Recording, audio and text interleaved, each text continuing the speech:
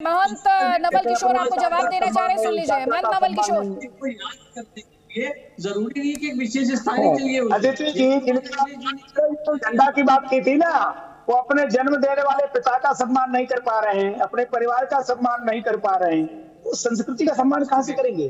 अरे संस्कृति तो उसको आती है जो पिता की गोद में खेला हो, संस्कृति उसको आती है दादा की अंगुली पकड़ के चला हो। ऐसी बातें करना मानसिकता तो पूरी सभा में अपने पिता से माइक हटा ले तो माँ की क्या सेवा करेगा? संस्कृति की क्या सेवा? आप राजनीतिक बात मत करिए, राजनीति आपका सम्मान है, एक तौर पे आपका सम्मान राजनीति पे मुझे लगता है राजनीतिक टिप्पणी नहीं करनी चाहिए।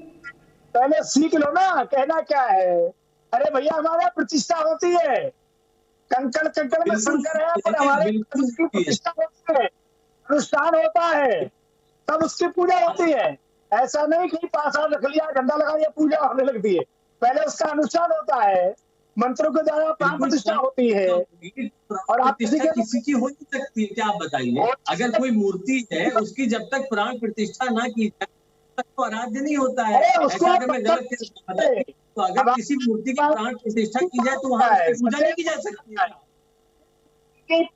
हो जाती है, उसे पत्थर नहीं कहा जाता भाई, वो साक्षात विग्रह है, साक्षात परमात्मा है।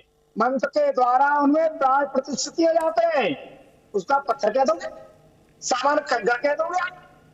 ये कौन सी बात सकता है? कौन सी विचारधारा भाई? आप मानते हो किसी बात को, नहीं मानते अलग बात है, आपकी विचारधारा अलग हो सकती है, परंतु आप भगवान को इसलिए नहीं कह सकते। भगवान का अनुष्ठान होता है, अभिषेक होता है, 8-8 दिन तक मंत्रों का आह्वान किया जाता है।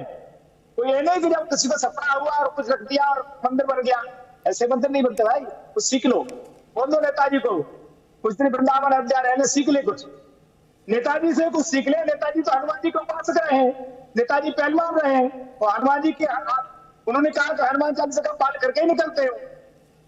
ठीक है, जल्दी से प्रोफेसर विशाल मिश्रा, थोड़ी देर पहले यहाँ पर हाजिर अंग्रेज ने कहा कि सिलेक्टिव कार्रवाई होती है जब इस तरह की हेट स्पीच की बात होती है, रिलीजियस सेंटिमेंट्स को हर्ट करने की बात होती है, जो एक्शन है वो सिलेक्टिव है। देखिए अदिति जी, मैंने पहले ही कहा, स्टार्टिंग में आपसे कहा कि लोग संविधान की बात करते हैं, संविधान में दिए गए अधिकार की बात करते हैं, तो उसी संविधान को क्यों नहीं माना जाता? जो चीज़ें भी होंगी वो संविधान की प्रक्रिया के तहत होगी। पॉइंट नंबर 1 और पॉइंट नंबर 2 अदिति जी, जो मैं आगे शुरू किया था कि हो क्या रहा है ना कि एक प्रकार से एक ऐसा इकोसिस्टम जनरेट कर दिया गया है कि जो भारत की एकता अखंडता को किसी भी तरीके से भी जो है उसको जो है डिस्टर्ब रखा जाए। भारत की सनातन परंपरा रही है, जिसने दुनिया को वसुधैव कुटुंबकम का पाठ दिया, जिसने पूरी दुनिया को अपना जो है कुटुंब माना। आप ये बताइए वहां पर इस प्रकार की लगातार ये बातें हो रही हैं, क्यों हो रही है?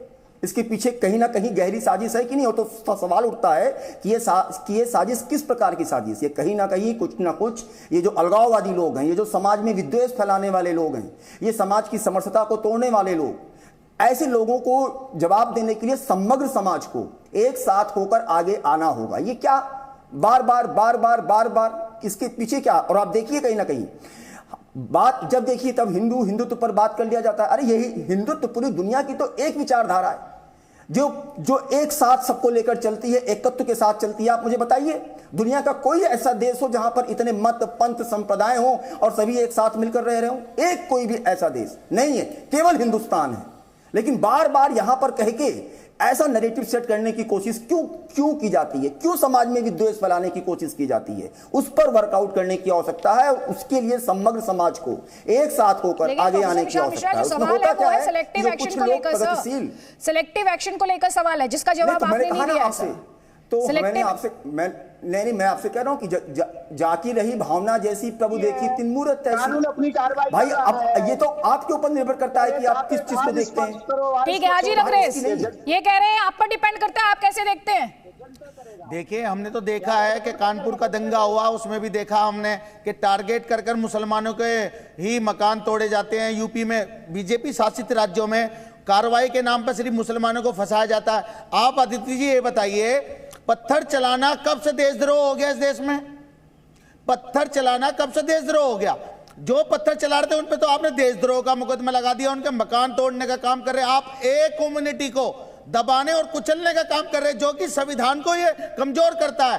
इस पर आप नहीं बोलेंगे। पत्थर चलाना देशभक्ति है। पत्थर चलाना देशभक्ति है। एक सेकंड हो जाइए, उसका तो पत्थर चलाना देशभक्ति है, आग से नहीं करना देशभक्ति है। आप ये बताइए मुझे, जी मैं बता रहा हूं, पब्लिक ऑर्डर का प्रॉब्लम क्रिएट करना देशभक्ति है आपकी किताब में? कहां पर लिखा है? सुनिए, अगर कोई पत्थर चलाता है उस पे कानूनी कार्रवाई होनी चाहिए। अभी तो आपने कहा पत्थर चलाना देशभक्ति है, पहले ये बताइए आप मुझे, पत्थर चलाना देशभक्ति है? और सुनिए अवैध निर्माण पर बुलडोजर ना चले तो क्या चले सर?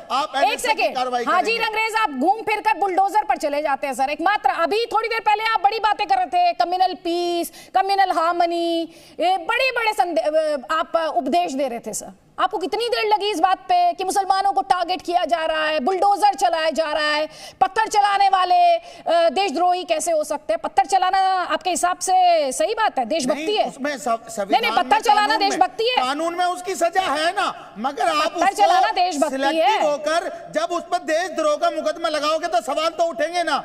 आप ये बता दीजिए ना, पत्थर चलाना देशभक्ति है?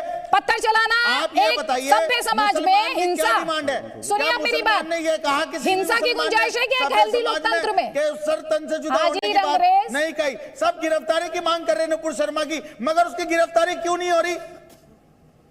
गिरफ्तारी की अगर मांग करना अगर गैर कानूनी है तो पहले पत्थरबाजों पे बात कर लीजिए आप। नहीं, क्योंकि आप सवाल पूछ रहे थे कि पत्थरबाजों पर एक्शन क्यों हो रहा है। नहीं, आप पहले पत्थरबाजों पर ही बात कर लीजिए आप। सर, रिलीजन का चश्मा इतना मत लगा लीजिए कि कुछ भी दिखाई देना बंद हो जाए। कानून व्यवस्था की बात करेंगे, एक तरफ कॉन्स्टिट्यूशन की बात करेंगे, दूसरी तरफ आप ये कह रहे हैं कि कैसे एक्शन ले लिया। डिसाइड कर लीजिए पहले। हाजी रंगरेज, अवैध निर्माण का इलाज क्या है आप डिसाइड कर लीजिए। आप टाइम लीजिए, थोड़ा सा सोच लीजिए इस बारे में।